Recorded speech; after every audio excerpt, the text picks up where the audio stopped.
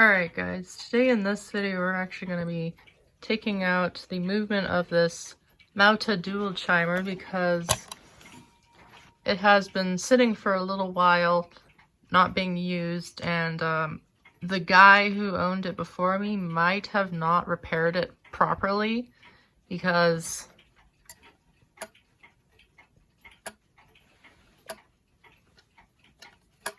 nothing's happening and it will not tick.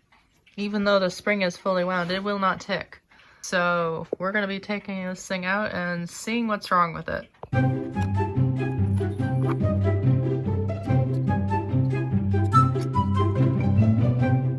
Taken this movement out before, but I can just tell by feeling the hands that this was a low budget model.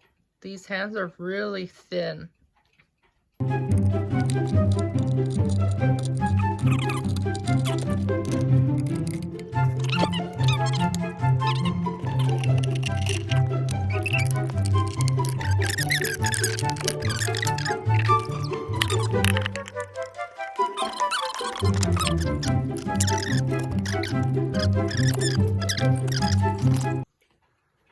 Alright, so that was an absolute pain to get out, but it is out. So the guy definitely serviced it. Actually did a pretty good job at it for cleaning wise, but that doesn't explain why it just will not tick. Here's the gong block of the Dual Chimer.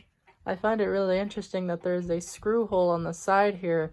So maybe there's actually a bracket version of these clocks. I don't know why they would add a screw hole here unless it was for a bracket version. So if there are bracket versions out there, then I'm definitely going to be looking for one for sure. I'm going to throw the pendulum on it. Well, not actually throw the pendulum on it. I'm going to put the pendulum on it and see how long it'll last ticking. Yeah, look at that.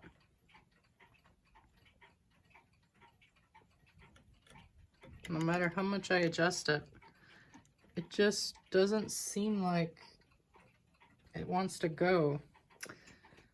Okay, I'm gonna do something that most people won't recommend, but I did it on my other Black Forest and it still works perfectly fine.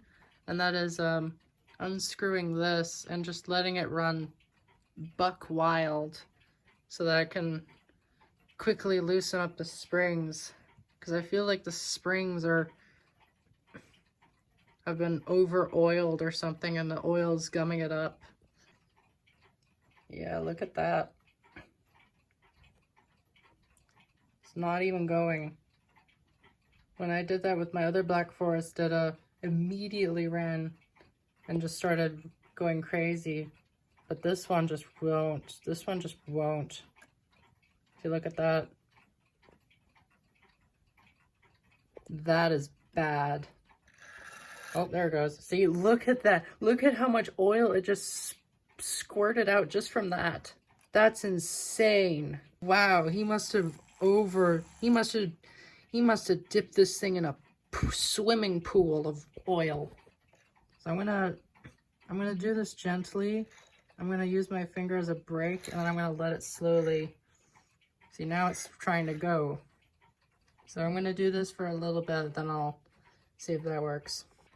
That seemed to have freed it, because it has been sitting here running for about 10 minutes and it hasn't stopped yet.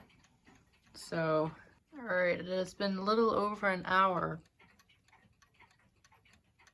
And it's going. I don't see the escapement doing any of that resistance where it's gummed up. So I'm going to let it sit here ticking overnight, and then I'm going to throw it back in the case and see if it keeps going from there.